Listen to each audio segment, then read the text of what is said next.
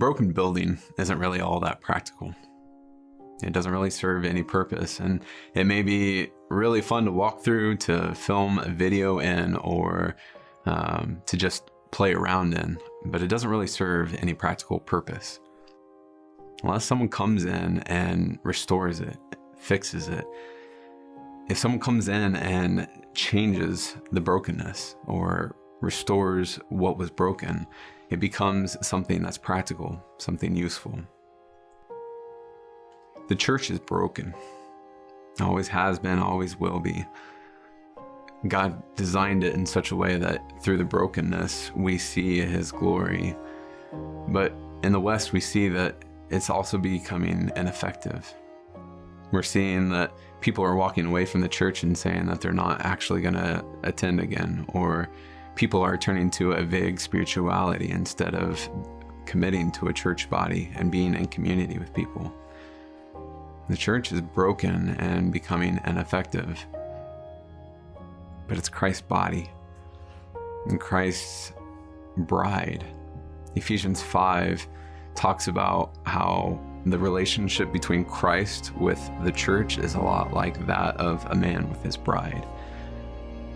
He loves his bride, and he has not given up on her. The church will not fail in what he has for her, and he will continue to pursue his bride. Christ loves his bride, and he's going to restore it.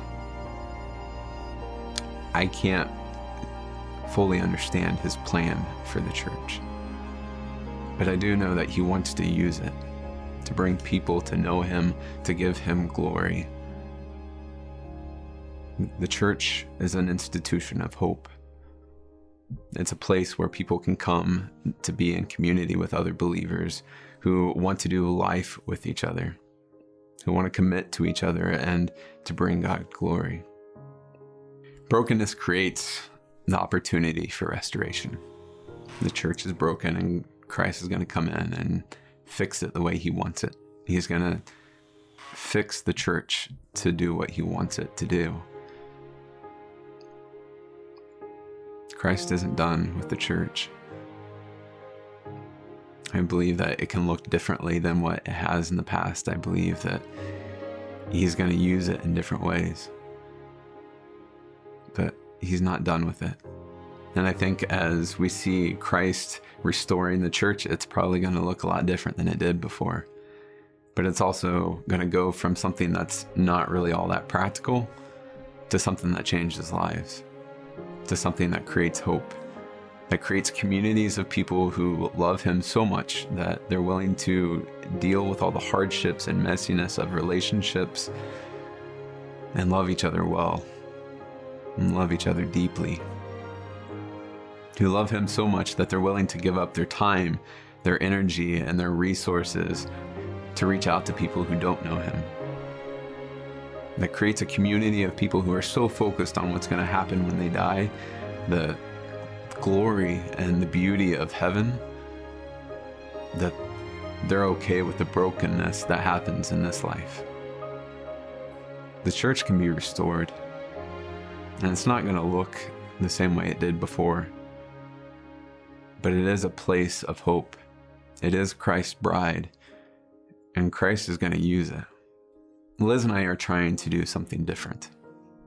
Instead of meeting in a building and going to church on Sundays, we want to build a community of people who are living life together, who are in each other's lives day in and day out, encouraging each other to remember what Christ has done for them, to encourage each other to reach out to people who don't know him, and to live life in a way that brings him glory. We are tired of that Sunday morning mentality. We want the church to be the community God created it to be. We want to see Christ restore the church. And so we're creating a house church. We believe Christ is actually starting it and doing this, but we're obeying. And we're trying to open ourselves up to whatever he wants to do. We know it's going to be hard. We know the relationships are going to be messy. But we believe Christ has called us to this, and we think he's worth it. And so we're inviting anyone and everyone who wants to be a part of it, that wants to be involved in it, that wants the same thing, to be a part of a very messy community who are trying to glorify God and to live for his glory, to come and be a part of that, to open themselves up to see what God would have them do. We don't think that the institutional church or the congregational church model is necessarily evil or broken or any more than anything else, but we think that this might be a better way of doing it. That having a smaller community of people who love on each other is a way that Christ can restore the church.